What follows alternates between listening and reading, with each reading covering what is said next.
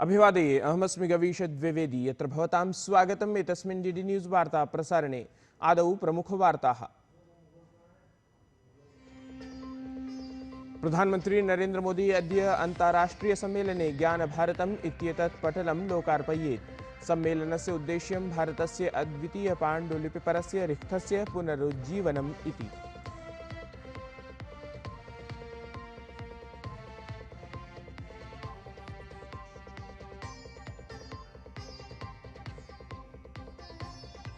CP Radhakrishnan वर्यः अद्य उपराष्ट्रपतिपदस्य शपथग्रहणपुरस्सरं दायित्वग्रहणं कुर्यात्। राजघट्टे महात्मा गान्धी समाधौ श्रद्धासुमनानि अर्पयेत् असौ।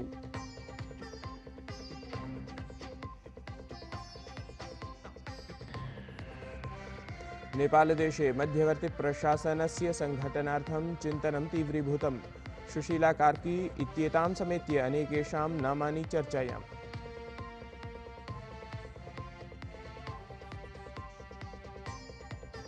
ब्राजील देशस्य पूर्वराष्ट्रपतिः Bolsonaro इत्यसौ प्रशासनपरिवर्तनपरेषु आरोपेषु दोषित्वेन उद्घोषितः।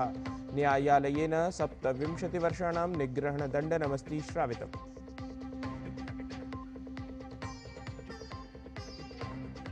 Hong Kong open badminton tournament इत्येतस्याः प्रतियोगितायाः उपान्त्यचक्रे द्वौ भारतीयक्रीडकौ कुर्यातां साम्मुख्यम्। लक्ष्यसेन आयुष शेट्टी इत्यनयोः भवेत् स्पर्धा। आयुषेन प्रागुपान्त्यचक्रे क्रीडकविशेषं पराजित्य कृतं परिवर्तनम्।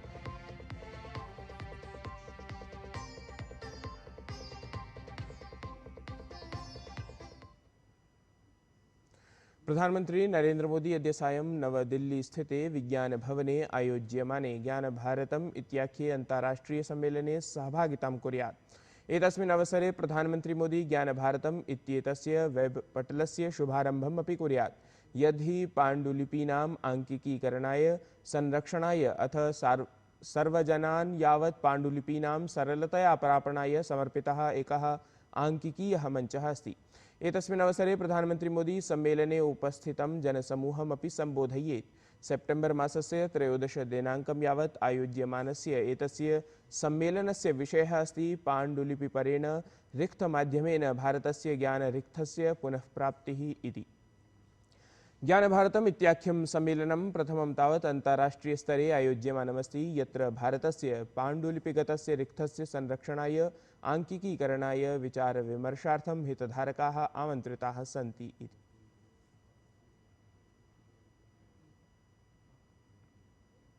केन्द्रीय संस्कृति पर्यटन मंत्री गजेन्द्र सिंह शेखावतः उक्तवान् यत् वर्तमानसमये भारते सांस्कृतिक पुनर्जागरण कालः अस्ति।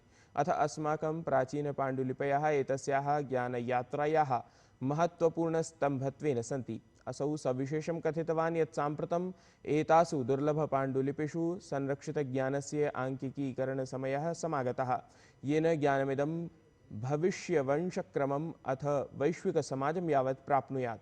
गजेन्द्र सिंह शेखावतः गतदिने नवदिल्ल्याम् आयोजितस्य ज्ञानभारतम् इत्येतस्य अन्ताराष्ट्रियसम्मेलनस्य शुभारम्भसत्रं सम्बोधयति स्म। असौ तत्र कथितवान् यत् एताः पाण्डुलिपयः अस्माकं पूर्वजैः आक्रमणविपदामध्ये अपि संरक्षिताः। इदानीं वैज्ञानिकरीत्या एतासां पाण्डुलिपीनां संरक्षणम् अथ सार्वजनिकरूपेण एतासां प्रसारकरणम् आवश्यकमस्ति।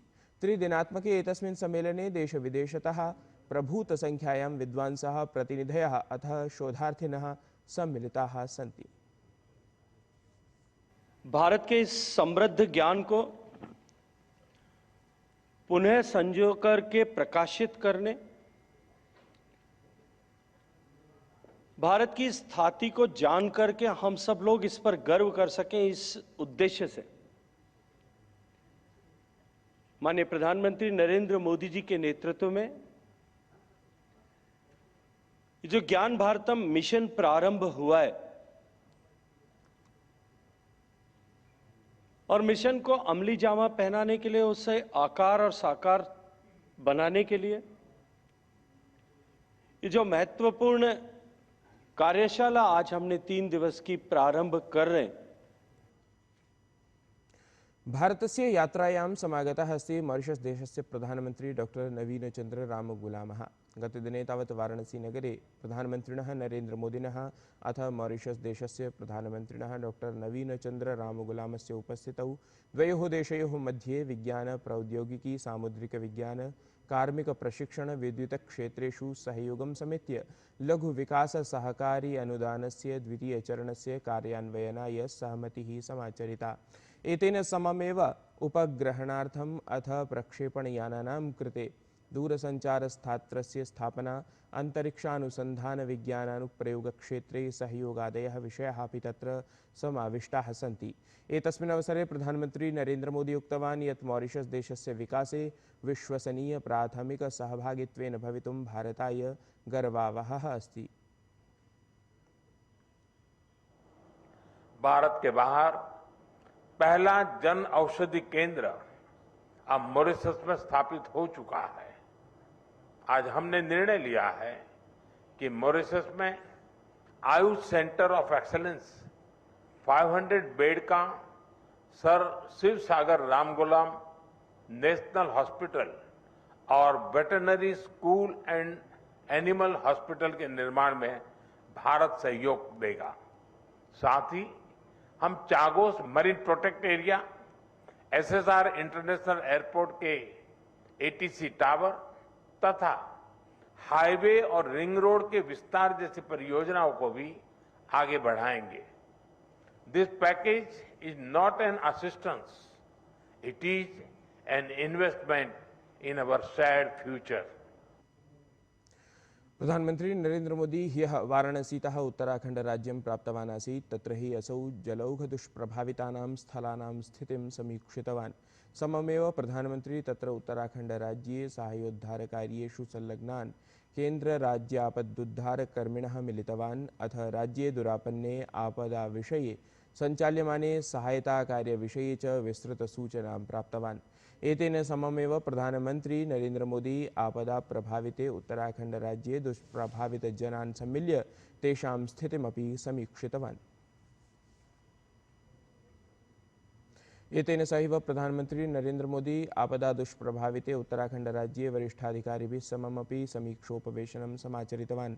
दुष्प्रभावित राज्यस्य सहायतार्थं प्रवर्तमानानाम् उपक्रमाणां विषये सविस्तरम् असौ पृष्टवान्। एतस्मिन् उपवेशने राज्यस्य मुख्यमंत्री पुष्कर सिंह धामी इत्यसौ अपि उपस्थितः आसीत्। सीपी राधाकृष्णन् वर्यः अद्य उपराष्ट्रपतिपदाय शपथं स्वीकुर्यात्। राष्ट्रपतिपदासीना द्रौपदी मुर्मुः राष्ट्रपतिभवने आयोजयिष्यमाणे एकस्मिन् समारोहे सीपी राधाकृष्णन् वर्यं प्रतिज्ञापयेत् शपथवचनम्। अत्रावसरे प्रधानमंत्री नरेंद्र मोदी अथ अनेके गणमान्याः उपस्थिताः भवेयुः। शपथग्रहणानन्तरं सीपी राधाकृष्णन् वर्यः उपराष्ट्रपतिपदभारं सम्भालयेत्। ततः परम् असौ दीनदयालोपाध्यायोद्यानं, चौधरी चरण सिंह समाधिस्थलम् अथ राजघट्ट इत्यत्र महात्मा गांधी समाधिस्थलं प्राप्य श्रद्धाञ्जलिं समर्पयेत्। अवधेयं यत् इतः पूर्वं 67 राधाकृष्णन् वर्यः महाराष्ट्रस्य राज्यपालः आसीत् इति। भारतस्य यात्रायां समागतः मॉरिशस् देशस्य प्रधानमंत्री डॉक्टर नवीनचन्द्र रामगुलामः अद्य प्रथमं तावत् वाराणसीनगरे काशीविश्वनाथमन्दिरे दर्शनं पूजनं च अनुष्ठीयात्। ततः परं डॉक्टर नवीनचन्द्र रामगुलामः अयोध्यानगरम् उपेत्य अयोध्यायां भव्ये राममन्दिरे रामललास्वरूपस्य भगवतः दर्शनं कुर्यात्।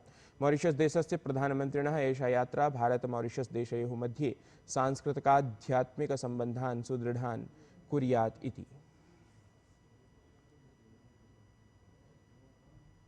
लोकसभाध्यक्षेण ओम बिड़ला इत्यनेन राष्ट्रमण्डल संसदीय संघस्य 11 अधिवेशनस्य उद्घाटनं कृतम्।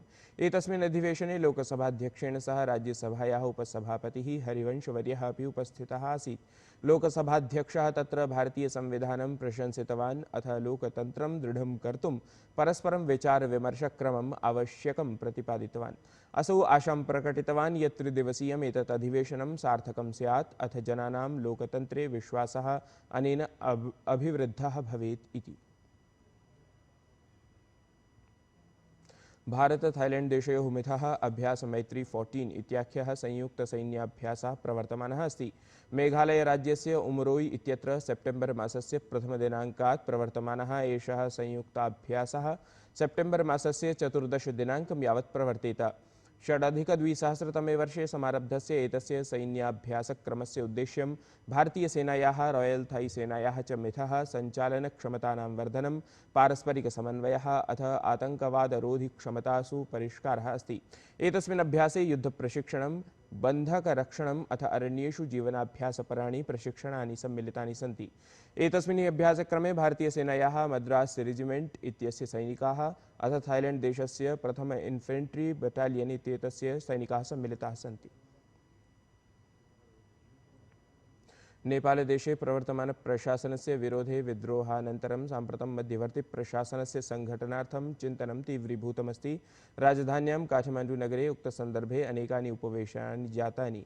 तावत् प्रधानमन्त्रिणः नामसु सुशीला कार्की इत्येतस्याः नाम अग्रे अस्ति।